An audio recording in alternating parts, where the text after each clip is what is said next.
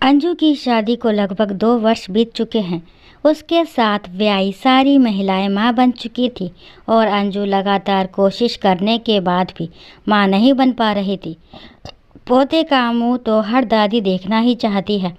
वैसे भी 2 वर्ष का समय काफ़ी होता है। अब डॉक्टर से दिखा ही लेना चाहिए।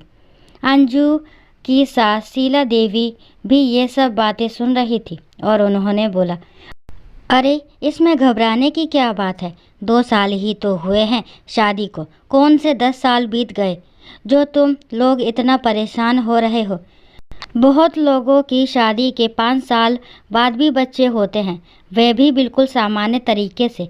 इतना परेशान होने की कोई ज़रूरत नहीं।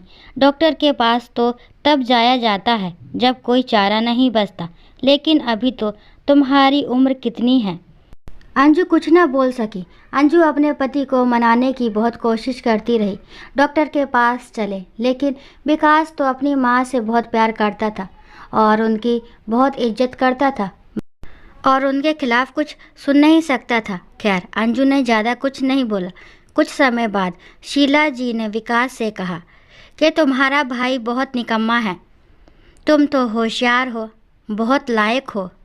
तुम अपनी जमी जमाई दुकान अपने भाई को दे दो ताकि वे अपने पैरों पर खड़ा हो जाए और कुछ कमाने लग जाए। विकास ने एक बार भी नहीं सोचा और उसने दुकान सुमित के नाम पर कर दी। अंजू को बुरा तो बहुत लगा कि विकास ने मेहनत से दुकान को चलाया था। विकास ने अपनी जमी जमाई दुकान सुमित को दे दी, जिसमें सुमित बैठकर अच्छे से कमाई कर सके और विकास ने फिर से नए सिरे से काम शुरू किया। अंजू को शीला जी की बातें कुछ समझ में नहीं आ रही थी और उसे यकीन हो गया था कि दाल में ज़रूर कुछ काला है। अंजू ने अब सोच लिया था कि वह भी डॉक्टर के पास जाएगी, चाहे शीला जी बोले या ना बोले। उसे अपना बच्चा चाहिए। खैर, अंजू ने अगले दिन विकास को डॉक्टर के पास चलने के लिए मनाया और बोला, हमारी शादी को 3 साल हो चुके हैं, हमें अभी तक बच्चा नहीं हुआ है। अब डॉक्टर के पास नहीं जाओगे तो कब जाओगे? वक्त रहते सब कुछ हो जाना चाहिए। और विकास तैयार हो गया। अंजू ने विकास से वादा ले लिया था कि वह शीला जी को कुछ नहीं बताएगा। विकास ने कहा, ऐसा क्यों? तो अंजू ने कहा, बस ऐसे ही, माँ परेशान होगी। डॉक्टर ने अंजू और विकास की जांच की और सारी रिपोर्ट देखने के बाद बोले, आप दोनों की रिपोर्ट तो पूरी तरह से नॉर्मल है। ऐसी कोई खराबी दिख तो नहीं रही। ऐसी कोई दिक्कत वाली बात तो है नहीं। बस ऐसा लग रहा है कि गर्भ निरोधक गोलियों को लेने के कारण आपको गर्भ नहीं ठहर रहा। अंजू ने कहा, नहीं, मैं कभी भी गर्भ निरोधक गोली नहीं लेती हूँ, क्योंकि अभी तो मुझे एक बच्चा भी नहीं हुआ है। तो डॉक्टर ने बोला, फिर तो आपकी रिपोर्ट पूरी नॉर्मल है। आप लोग कोशिश कीजिए, गर्भ धारण जरूर होगा। विकास ने रास्ते में कहा, देखा, माँ ठीक बोलती थी। जब वक्त आएगा अपने आप बच्चा हो जाएगा। अब तुम चिंता मत करो। जब कोई कमी नहीं है तो मैं गर्भ धारण क्यों नहीं कर पा रही। इसी तरह कुछ दिन और बीत गए। बड़ी बहू को बच्चा नहीं हुआ। इस बात की शीला को कोई चिंता नहीं। बड़ी बहू घर का सारा काम अकेले करती है, इस बात की उसे कोई चिंता नहीं। पर सास को कोई फ़र्क नहीं पड़ता। छोटा बेटा निकम्मा है, भाई की जमी जमाई दुकान लेकर बैठ गया, लेकिन माँ को कोई फ़र्क नहीं पड़ता। बल्कि एक बेटे की चली चलाई दुकान दूसरे बेटे को दिलवा दी और पहले बेटे को दोबारा से नई शुरुआत करवा दी। ज़रूर दाल में कुछ काला है। एक माँ का कलेजा नहीं काँपा ऐसा करके। अंजू ने अब खुद सच्चाई जानने का फैसला कर लिया था। शीला जी किसी शादी में 2 दिनों के लिए बाहर गई हुई थी। अंजू को अच्छा मौका मिल गया था। उसने शीला जी के कमरे की तलाशी ली। उसके बाद अंजू ने शीला जी की अलमारी की तलाशी लेनी शुरू की।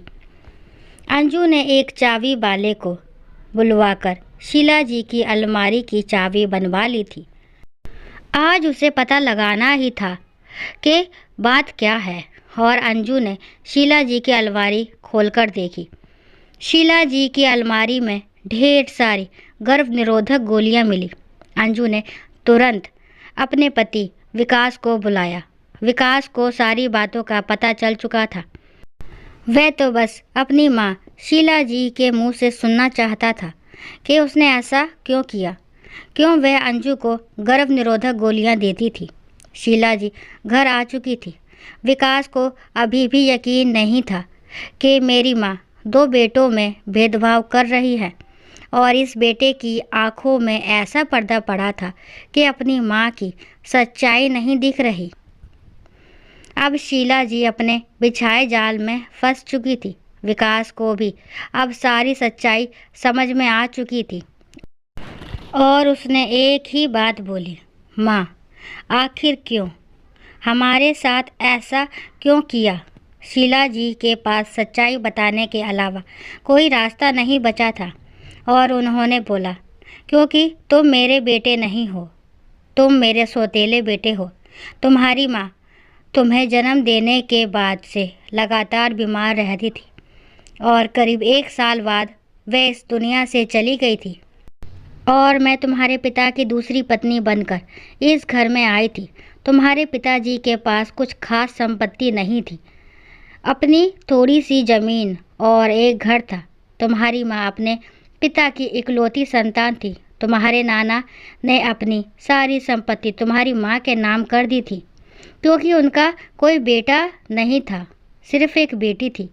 तुम्हारे नाना जी की संपत्ति में उनकी सारी ज़मीन और तुम्हारी नानी के जेवर थे, जो कि तुम्हारी माँ के लॉकर में रखे हुए हैं, जिसके नॉमिनी तुम हो।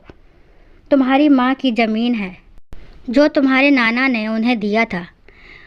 उन्हें तुम्हारी बहुत चिंता थी, इसलिए उन्होंने अपने मृत्यु से पहले अपने नाम की सारी ज़मीन तुम्हारे नाम कर दी थी, और अपने बैंक के लॉकर का नॉमिनी भी तुम्हें बना दिया था। तुम्हारे पिता के नाम उन्होंने कुछ नहीं किया था, क्योंकि उन्हें तुम्हारी चिंता थी, और उन्हें पता था कि उनके जाने के बाद छोटा बच्चा होने के कारण तुम्हारे पिता ज़रूर दूसरी शादी कर लेंगे, और फिर तुम्हारा क्या होगा, यही सोचकर उन्होंने ये कदम उठाया था। अब मुझे ये सारी संपत्ति अपने बेटे के लिए चाहिए थी, क्योंकि ये कोई थोड़ी बहुत संपत्ति नहीं, बहुत ज़्यादा संपत्ति थी, और तुम्हारे नाम पर थी। तो मैं प्यार मनुहार से ही इसे तुमसे लेकर अपने बेटे को दिलवा सकती थी, तो मैं क्या करती। इसलिए मैंने आज तक तुम्हें पता नहीं चलने दिया कि मैं तुम्हारे पिता की दूसरी पत्नी हूँ, और तुम्हें इतने प्यार से पाला पोसा और अपना भक्त बनाकर रखा, ताकि तुम्हें मेरे गलत कर्म कभी दिखाई ना पड़े। और मैं जब भी तुमसे जो भी कुर्बानी मांगूं, तुम हंसते हंसते मेरे लिए वे कुर्बानी देने को तैयार रहो। तुम्हारी शादी होने के बाद मैं नहीं चाहती थी कि तुम्हारा बच्चा हो और हमारी संपत्ति में से कोई भी संपत्ति बटे। इसलिए मैं अंजू को रोज़ दूध में गर्भ निरोधक गोली मिलाकर पिला देती थी, ताकि अंजू कभी गर्भवती हो ही ना पाए। मुझे माफ़ कर दो बेटा, अब ऐसा कुछ भी नहीं होगा। पर अब विकास का विश्वास अपने माँ के ऊपर से उठ गया था। विकास ने कहा, मैं आपका बेटा नहीं, सौतेला बेटा हूँ, पर मैंने तो आपको अपनी सगी माँ ही समझा था। अब मैं आपसे सारे रिश्ते तोड़ता हूँ। साथ ही सुमित से सारे संबंध तोड़कर अंजू को लेकर एक दूसरे घर में चला गया, एक नई ज़िंदगी की शुरुआत करने के लिए, जिस ज़िंदगी में उसकी माँ और सौतेले भाई की कोई जगह नहीं थी। दोस्तों, आशा करती हूँ ये कहानी आपको पसंद आई होगी। अगर कहानी पसंद आती है तो प्लीज़ मेरे चैनल को लाइक शेयर सब्सक्राइब करना ना भूलें, और इस कहानी के बारे में आपके क्या विचार है कमेंट बॉक्स में ज़रूर बताएं। कहानी को लास्ट तक सुनने के लिए थैंक यू। राम राम, राधे राधे।